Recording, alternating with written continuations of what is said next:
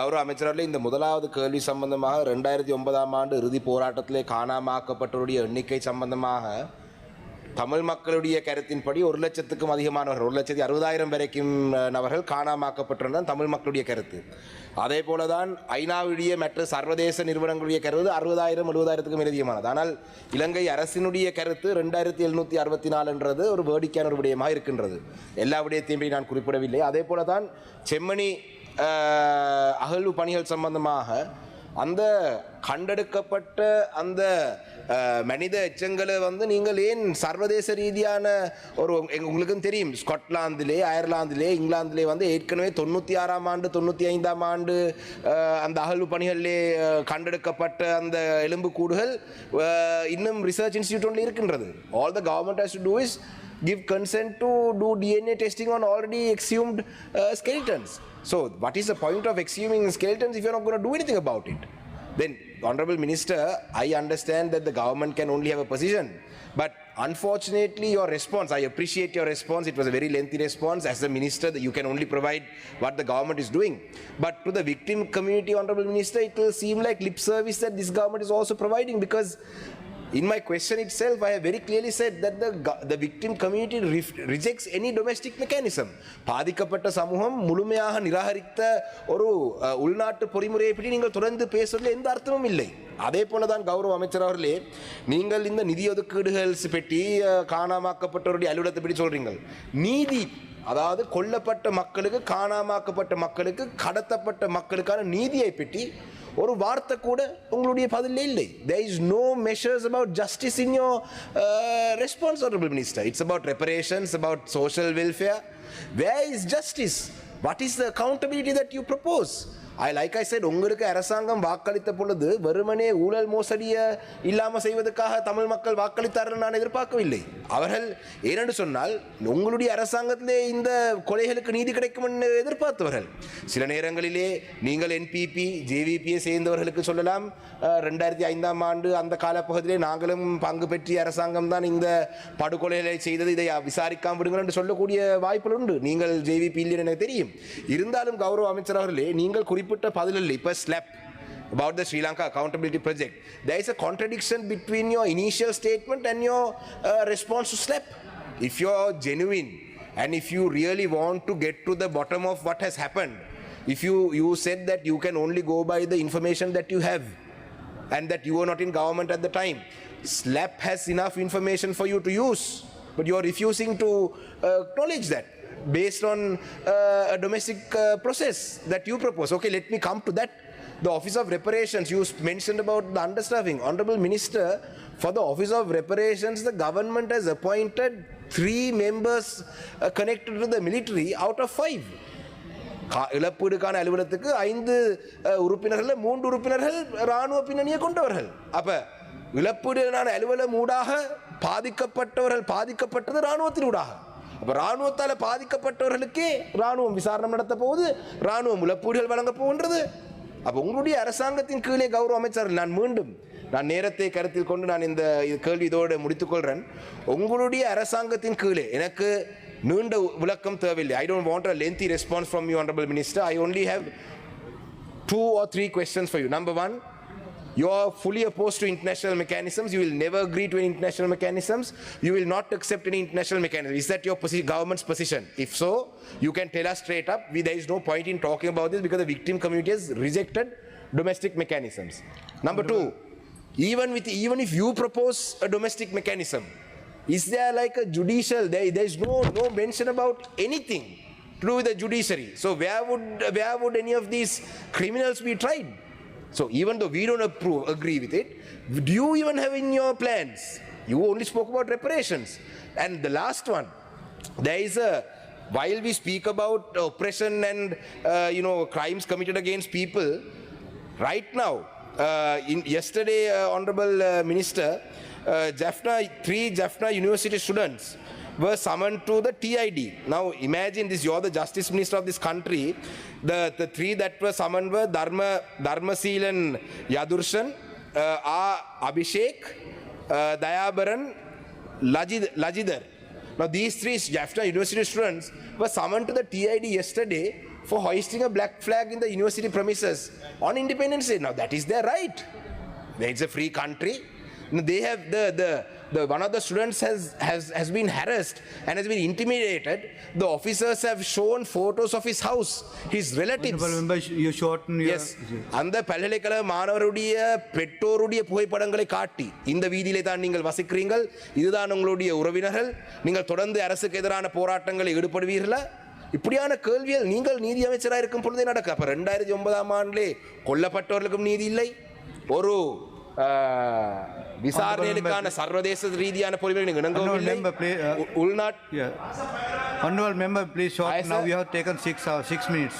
அரச பயங்கரவாதத்திலே ஆரம்பமே நீங்கள் தான் என்று அண்ணன் மனோ கணேசன் அவர்கள் சொல்கிறார். அத்தோடு இந்த உள்நாட்டு பொறிமுறையும் இல்லை. அப்ப இந்த விடயங்கள் சம்பந்தமாக கௌரவ அமைச்சர், நாங்கள் எங்களுடைய நேரத்தை தமிழ் மக்கள் உங்கள் மீது வைத்த நம்பிக்கையை எப்பயோ கைவிட்டார் என்றது என்னுடைய பார்வை. இருந்தாலும் நீங்கள் நம்பிக்கை வைத்திருக்கிறீர்கள், தமிழ் மக்கள் உங்கள் மீது நம்பிக்கை வைத்திருக்கிறார்கள், இந்த விடயங்களுக்கு ஒரு பதிலை அளிப்பீங்கன்னு நான் எதிர்பார்க்கிறேன். மீண்டும் again I thank you, Honorable Minister. In your capacity as the Minister, I know you have provided the information that's available to you. So this is nothing personal. Thank you. Honorable Minister. Thank you, Honorable MP. I do understand the victim families need justice, and justice is what our government going to give. When it comes to justice to people, victims of missing persons families, we don't divide between north and east or south. One country, one people, and missing persons, closure necessary, justice necessary. Whether 1 year and 4 months is enough is another matter altogether, but we are on the right direction and on the right path. Secondly, about the missing persons towards the end of the 2009 war. Now, obviously, you and I can sit and argue over this, but it's not going to help any purpose because we do not know, right? But we understand the pain of it and we are working on it. Secondly, the Office of Reparations, the board members are appointed by the Constitutional Council depending on the applications came, but I will take your concerns at the appropriate forum. Secondly, finally rather I'd say, the Truth and Reconciliation Commission, the TRC Act, we went through that. But there's a problem. It was hastily drafted during previous regime, which is in conflict. Some sections are conflicting with the OR Act and the OMP Act, because those two are very powerful acts. So right now, I have sent that act to the Law Commission to find suitable way of getting it passed through. Right. And secondly, law for missing person is a crime. Killing is a crime. Whatever the crime, the local criminal law will be applied equally to everybody. If the laws are not necessary, if the new laws are necessary, they'll be done. When it comes to international mechanisms, right now we are working to get the expertise, help and the training, whatever necessary from the international mechanisms. But believe me, when it comes to enforcement, within the next 3-4 years, you will see we will do a fair job. We are committed to do a fair and a decent job to address the grievance of the people. And I once again thank you very sincerely for raising these questions.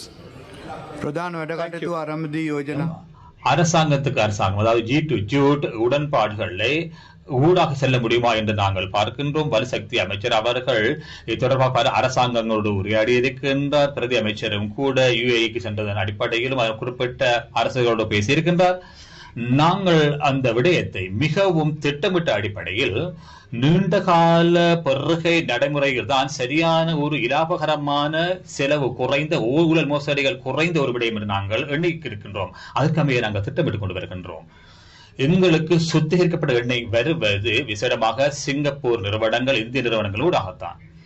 ஆகையால் நாங்கள் இன்னும் சுத்திகரிக்கப்பட்ட நீண்ட கால விடயங்களிலே காணப்படுகின்ற விடயங்களில் அந்த நெருக்கடிகள் இப்பொழுது தோன்றியிருக்கவில்லை. ஆனால் எங்களுக்கு பிரதானமான விடயம் என்னவென்றால் மசகு எண்ணெய் வருவது விசேடமாக ஃபுஜேரா என்கின்ற துறைமுகத்தின் ஊடாகத்தான் இந்த எண்ணெய் வருகின்றது. மசகு எண்ணெய் எங்களுக்கு இந்த மார்ச் மாதம் 24-25ஆம் தேதி 90,000 மெட்ரிக் டன்கள் வர இருந்தது. ஆனால் அங்கு ஏற்பட்ட சம்பவம் உங்களுக்கு தெரியுமோ, ஃபுஜேரா துறைமுகத்திலே அது ஒரு நீண்ட கால டெண்டராக இருந்தது. அவற்றை அவர்கள் கொண்டு வந்து பின்னராக தருவார்கள். மெட்ரிக் டன் 90,000 சிங்கிள் காணப்பட்டிருந்தது. அதுவும் ஃபுஜேராவில் காணப்பட்டிருந்தது. அது இன்னும் கிடைக்கப்பட்டிருக்கவில்லை.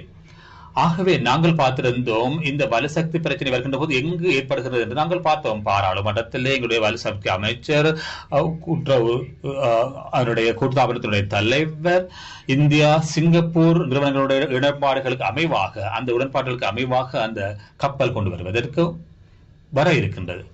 ஆகவே எங்களுக்கு பிரச்சனை எங்கு ஏற்படுகின்றது என்று பார்த்தால், மசகு எண்ணெய் 2 கிடைக்கப்படாத கப்பல் கிடைக்கப்படாதான் பிரச்சனையாக காணப்படுகின்றது. அதற்கு அமைவாக நாங்கள் மார்ச் மாதம் 5ஆம் தேதி, நன்றாக ஞாபகத்தில் வைத்துக் கொள்ளுங்கள், யுத்தம் ஏற்பட்ட முதலாம் நாள் 28ஆம் தேதி, பிப்ரவரி 28ஆம் தேதி, அது முதலாம் நாள் போன்றது. நாங்கள் என்ன செய்தோம்? 5ஆம் தேதி நாங்கள் டெண்டரை கால் பண்ணினோம். எங்களுக்கு தேவையான வலுசக்தியை வழங்குவதற்கு தேவையான விதத்தில் நீண்ட கால டெண்டர்களை வழங்குவதற்காக கோரியிருந்தோம். இருந்தாலும் இந்த நெருக்கடி நிலைமை ஏற்படும் என்ற அடிப்படையில் இருந்தோம். 14ஆம் தேதி திறந்தும் இருந்தோம்.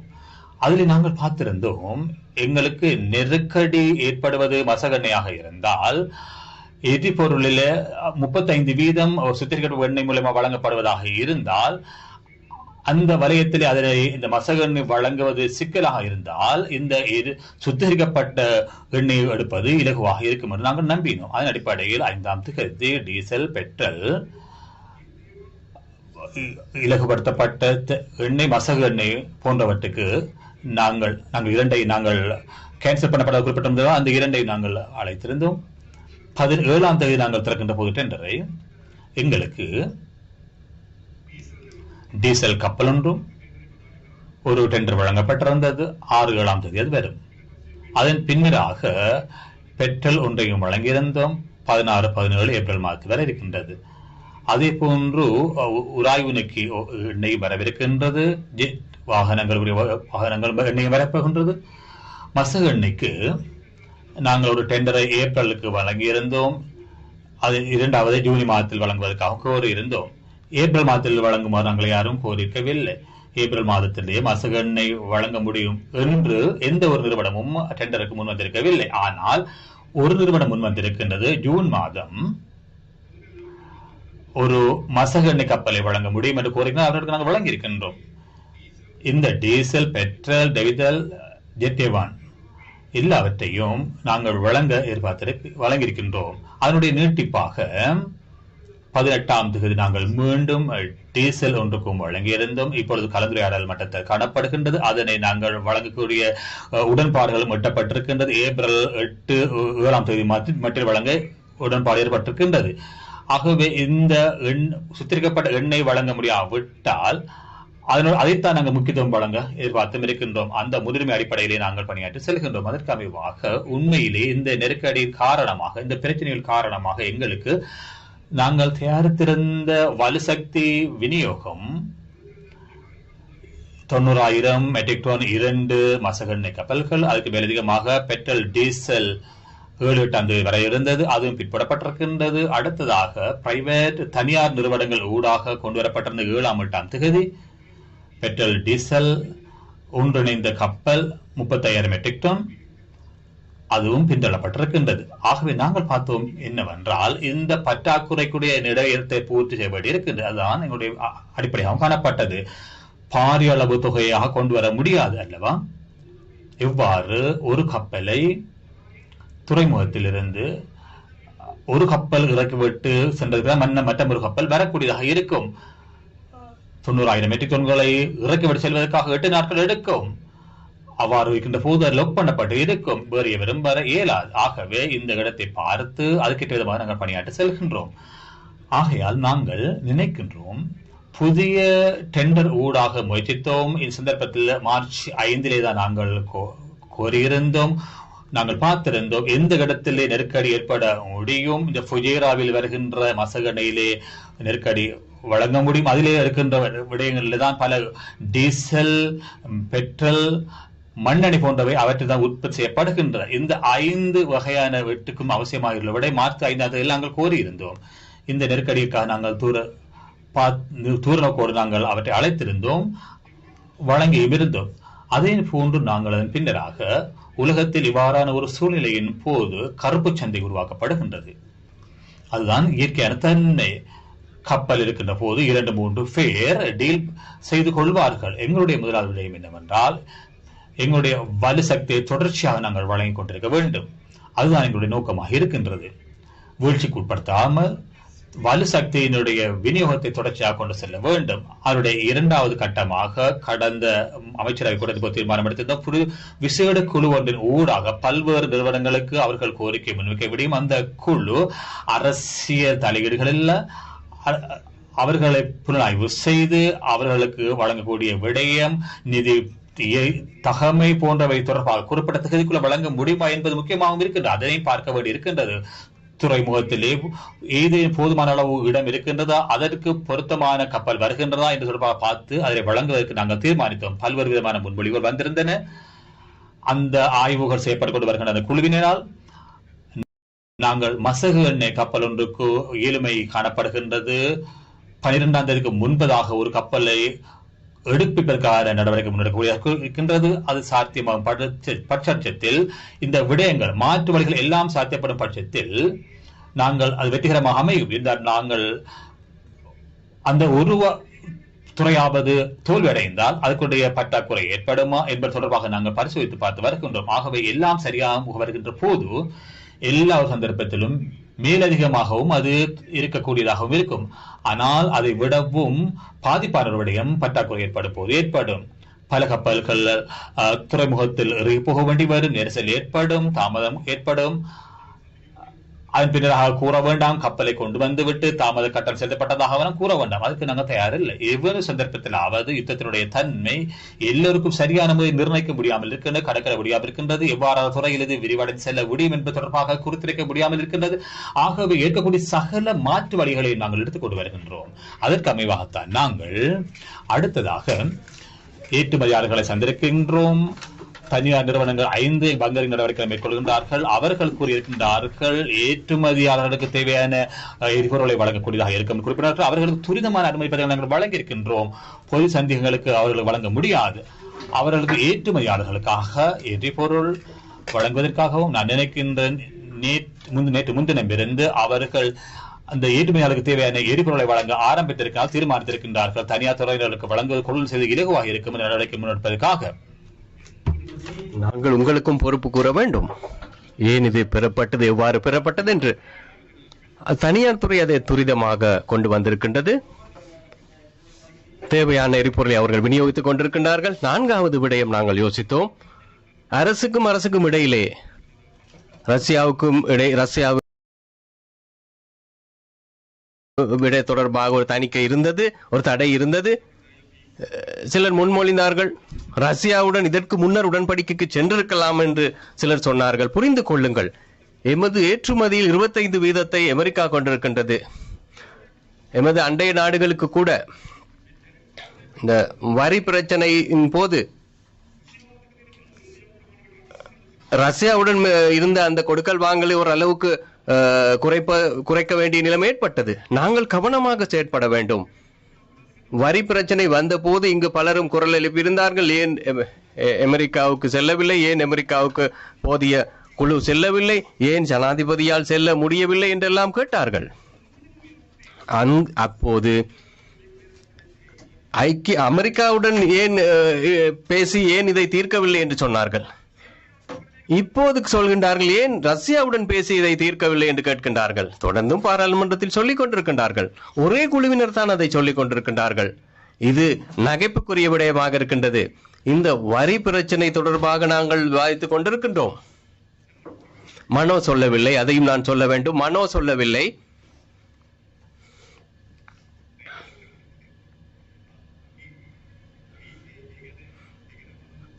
மனோ கணேசன் அவர்கள் அந்த இடத்துக்கு செல்லவில்லை. அதை விட கொஞ்சம் மேலே இருந்தார். பரவாயில்லை, நான் என்னால் புரிந்து கொள்ளதை தான் சொல்கின்றேன், நீங்கள் சொன்னதை சொல்கின்றேன். எதிர்கட்சி பாராளுமன்றத்தில் மாத்திரம் இல்லை, பாராளுமன்றத்துக்கு வெளியே உங்களுடன் இணைந்து பணியாற்றுகின்ற ஒரு எதிர்கட்சி குழு இருக்கின்றது.